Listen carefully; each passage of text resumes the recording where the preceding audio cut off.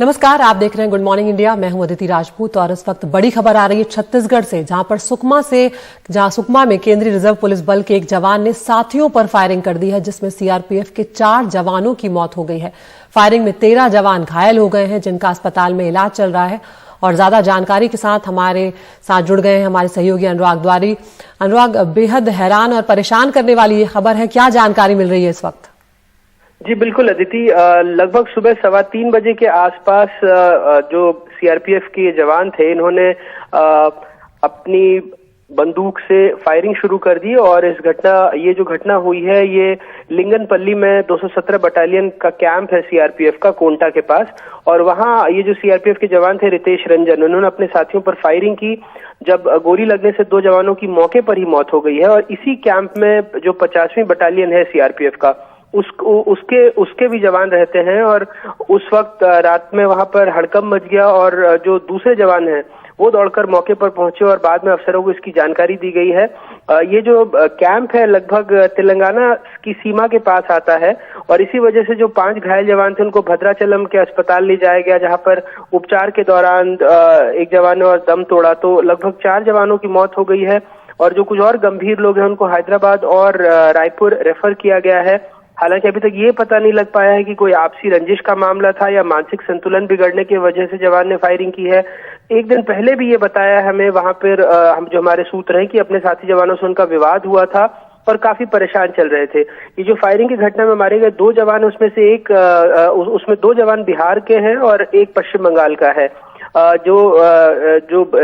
जिसने गोली चलाई है वो जवान भी बिहार का ही रहने वाला है। ये जानकारी भी सामने निकल कर आई है। जी अनुराग, क्या जिस तरह से जो घायल जवान हैं उनकी संख्या भी काफी ज्यादा है, क्या सोते हुए ये हमला किया गया है? एक सवाल यहाँ पर मैं ये जानना चाहूंगी। और इस वक्त जो घायल जवान है उनकी स्थिति कैसी बताई जा रही है? जैसा मैंने बताया थी कि 2 जवानों की हालत गंभीर है, जिन्हें चॉपर से रायपुर रेफर किया गया है। हालांकि वजह क्या थी, कोई आपसी रंजिश थी, मानसिक संतुलन बिगड़ गया, क्यों हुआ, इस बारे में चूंकि अभी वहां पर थोड़ा अफरा तफरी का माहौल है। थोड़ी देर बाद जब अधिकारियों से और विस्तृत तौर पर बात हो पाएगी, तब इस बारे में अपने दर्शकों को हम और जानकारी दे पाएंगे। शुक्रिया अनुराग इस तमाम जानकारी के लिए। तो छत्तीसगढ़ के सुकमा में सीआरपीएफ के एक जवान ने अपने साथियों पर फायरिंग कर दी। और जैसा कि हमारे सहयोगी अनुराग बता रहे हैं कि एक दिन पहले भी उनका अपने साथियों से कुछ विवाद हुआ था, तो क्या वो नाराजगी थी, क्या मानसिक संतुलन उनका ठीक नहीं था, ये सारी जानकारियां सीआरपीएफ की तरफ से अभी आएंगी। लेकिन फिलहाल जो 13 जवान घायल हुए हैं उनका अस्पताल में इलाज चल रहा है और 2 की हालत गंभीर बनी हुई है। आगे बढ़ते हैं। श्रीनगर में एक आतंकी हमले में एक पुलिसकर्मी शहीद हो गए। यह हमला कल बटमालू इलाके में हुआ है। जानकारी के मुताबिक रात 8 बजे आतंकवादियों ने जम्मू कश्मीर पुलिस के कांस्टेबल तौसीफ अहमद पर उनके घर के पास गोलीबारी की, जिससे वो बुरी तरह घायल हो गए। जब उन्हें अस्पताल ले जाया गया तो डॉक्टरों ने उन्हें मृत घोषित कर दिया। इस हमले के बाद इलाके की घेराबंदी करके सर्च ऑपरेशन किया जा रहा है।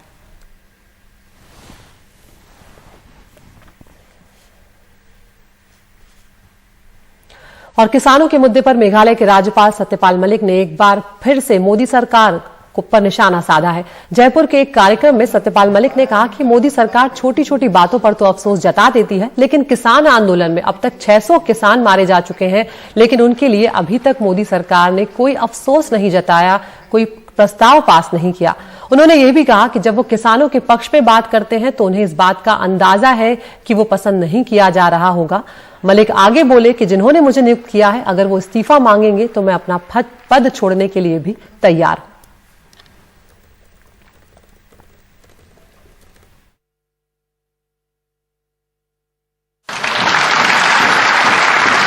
देश में इतना बड़ा आंदोलन आज तक नहीं चला है, जिसमें 600 लोग शहीद हो गए। कुतिया भी मरती है तो दिल्ली के नेताओं का शोक संदेश जाता है, लेकिन 600 किसानों का प्रस्ताव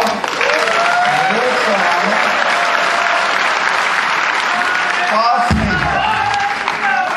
और मैं इस पे इतना, मेरे से पूछा वहां डीडवाना में कि साहब आपको ऐसा क्या हो गया था जो आपको बोलना पड़ा।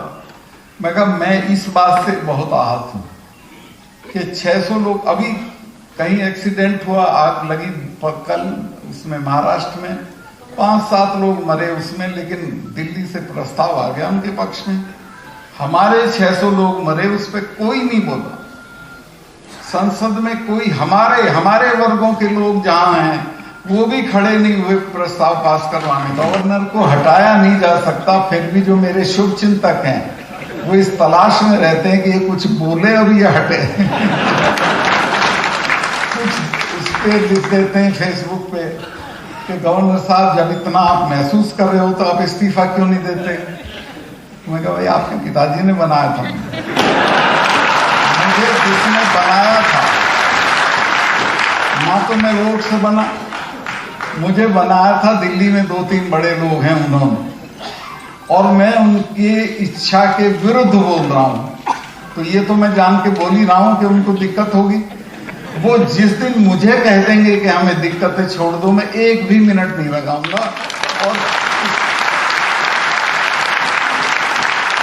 पहले दिन जब मैं किसानों के पक्ष में बोला तो ये तय करके बोला था कि मैं फौरन छोड़ दूंगा और किसानों के धरने पे आके बैठ जाऊंगा। वो जो कहते हैं कि लाल किले वाली घटना, उसका किसान आंदोलन से कोई ताल्लुक नहीं।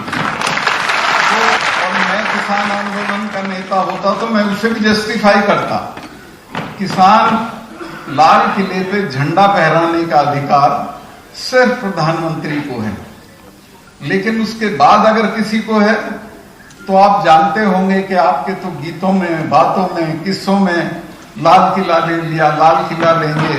लाल किले के दरवाजे के बाहर गुरु तेग बहादुर की गर्दन कटी हो तो उसकी औलाद को लाल किले पे झंडा फहराने का अधिकार नहीं।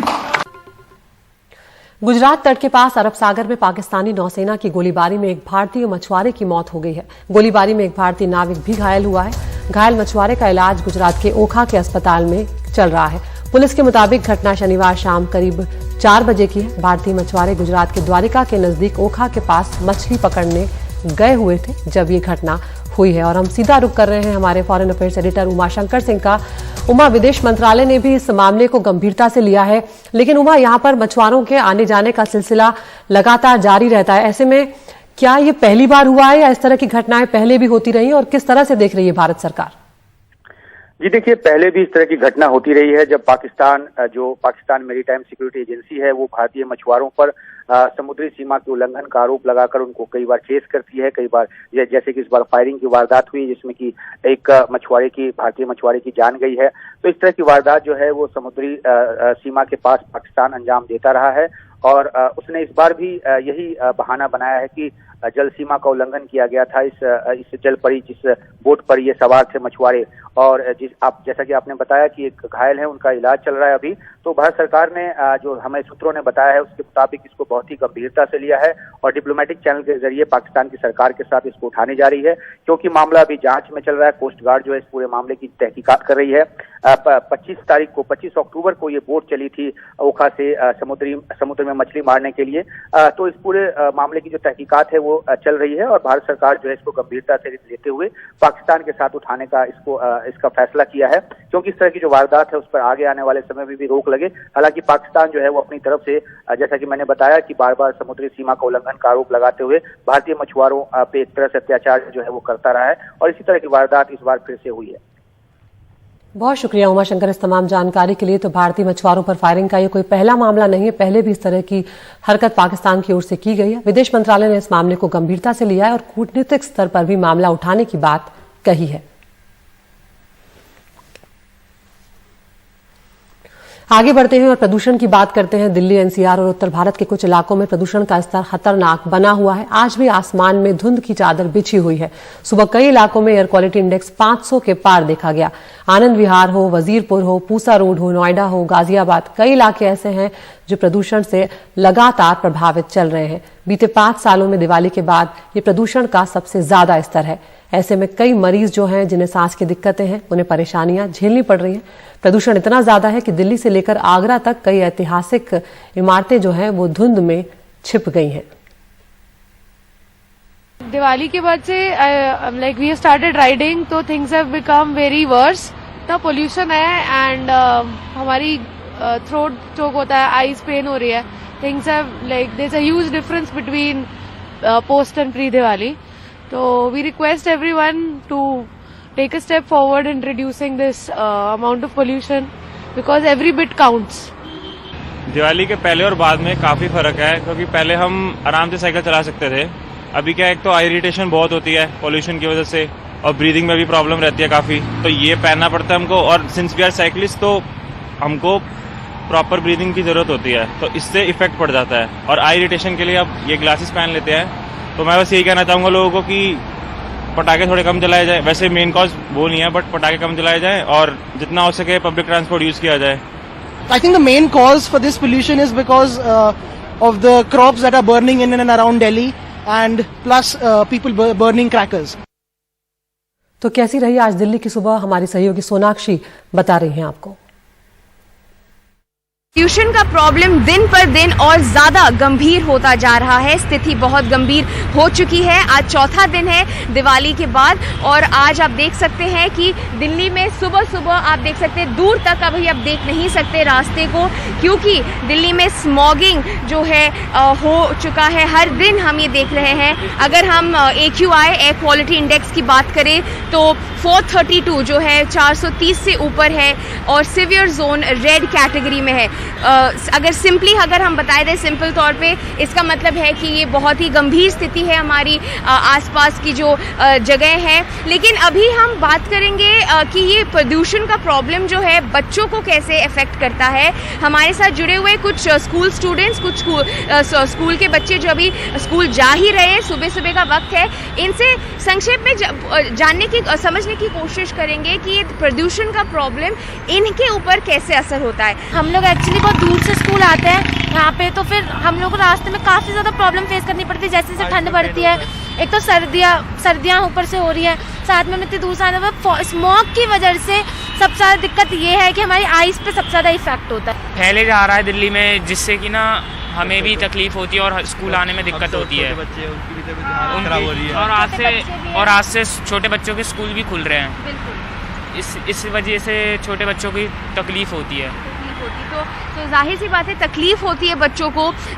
याद रखिएगा कि स्कूल अभी खुल चुके हैं सारे क्लासेस के लिए 50% कैपेसिटी में, लेकिन फिर भी जो भी स्कूल आ रहे हैं अब उनको ना ही सिर्फ विंटर्स मतलब ना ही सर्दियों का मुकाबला करना पड़ेगा, लेकिन प्रदूषण का भी हर दिन मुकाबला करना पड़ेगा। और यही चीज़ जो है सरकारों को ध्यान में रखना चाहिए कि बच्चे जो है हमारे, उनका कैसे ध्यान रखा जा सकता है, उनको कैसे हम बचा सकते हैं इस प्रदूषण के प्रॉब्लम से। लेकिन ये भी याद रखिएगा जो फार्म फायर्स है, स्टबल बर्निंग है, आसपास के शहरों में से भी बोला है कि वो भी ऐड करता है इस प्रदूषण के प्रॉब्लम को। मुद्दे की बात यह है कि प्रदूषण का जंग, प्रदूषण का मुकाबला हर साल डिबेट होता रहता है, लेकिन डॉक्टर्स हमेशा कहते हैं कि जो मरीज है, जिनको सांस लेने में दिक्कत होती है, जिनको अस्थमा का प्रॉब्लम है, वो सबसे ज़्यादा इस पूरे पोल्यूशन क्राइसिस में से वो सबसे ज़्यादा इम्पैक्ट होंगे।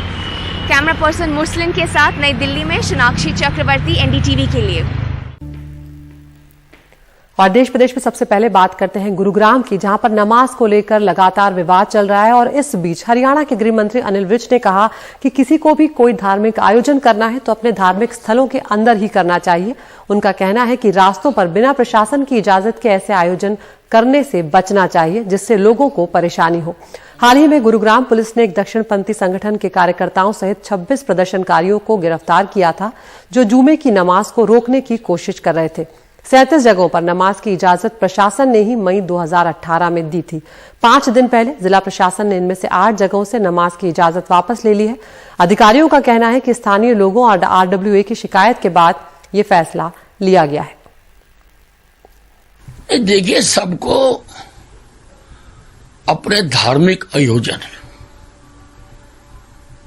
अपने अपने धार्मिक स्थानों के अंदर ही करने चाहिए। रास्तों पर बिना प्रशासन की इजाजत के कोई हो, उसको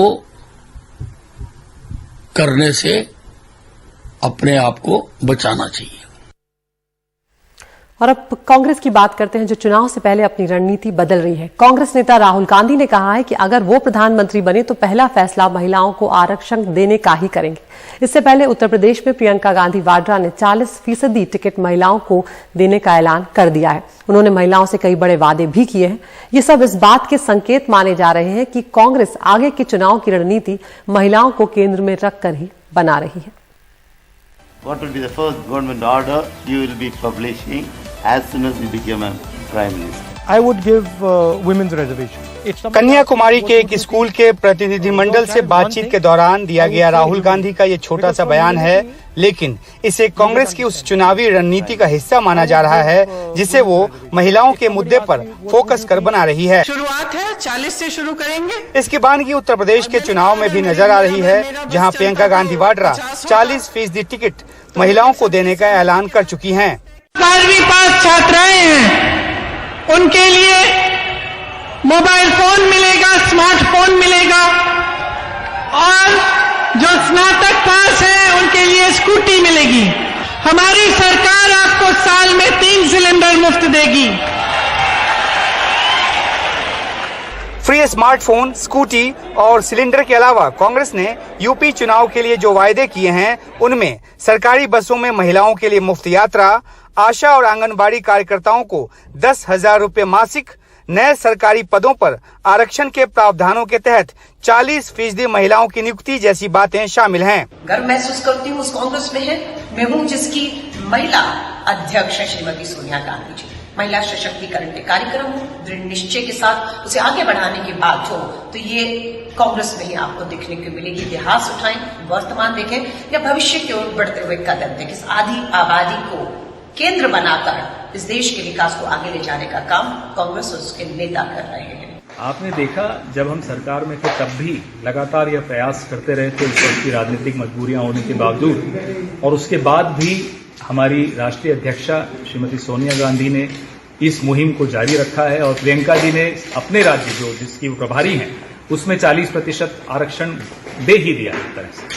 तो और राहुल जी ने कहा है कि जब अगर वो प्रधानमंत्री जब बनेंगे तब वो सीधा पहला काम वो यही करेंगे। कहते हैं कि दिल्ली का रास्ता यूपी होकर जाता है। कांग्रेस के रणनीतिकार उम्मीद लगाए बैठे हैं कि अगर आधी आबादी को वे साथ ले पाए तो फिर लोकसभा चुनाव के लिए जमीन तैयार करने में मदद मिलेगी, और अगर ऐसा नहीं हुआ तो महिला आरक्षण लागू करना राहुल गांधी और कांग्रेस के लिए सपना ही बना रह जाएगा। नई दिल्ली से उमाशंकर सिंह, एनडीटीवी इंडिया। और अब वक्त हो गया है टॉप 5 का। रोज हम आपको 5 खबरें दिखाते हैं, आप चुन सकते हैं अपनी पसंद की खबर। तो आज पहली खबर, मोदी सरकार पर फिर बरसे हैं मेघालय के राज्यपाल सत्यपाल मलिक। किसानों के मुद्दे पर कहा है कि 600 किसानों की मौत हो गई लेकिन किसी ने अफसोस तक नहीं जताया। दूसरी खबर धार्मिक स्थलों से जुड़ी हुई है। गुड़गांव में गृह मंत्री अनिल विज जो है हरियाणा के, उन्होंने कहा है कि धार्मिक स्थल में ही होना चाहिए धार्मिक आयोजन। तीसरी खबर आई छत्तीसगढ़ से, जहां पर सुकमा में सीआरपीएफ के जवान ने साथियों पर फायरिंग कर दी जिसमें 4 जवानों की मौत हो गई है, 13 घायल हैं। चौथी खबर, जहरीली हवा ने बिगाड़ी दिल्ली और आसपास के इलाकों की सेहत, प्रदूषण का स्तर खतरनाक हुआ। और पांचवी खबर, पाक गोलीबारी में एक भारतीय मछुआरे की मौत की खबर आ रही है जिसे अब विदेश मंत्रालय ने कहा है कि कूटनीतिक स्तर पर पाकिस्तान के सामने उठाएगा। तो आप हमारे YouTube चैनल में जाकर इन 5 खबरों में से अपनी पसंद की खबर चुनें। उस खबर के हर पहलू से हम आपको रूबरू कराएंगे।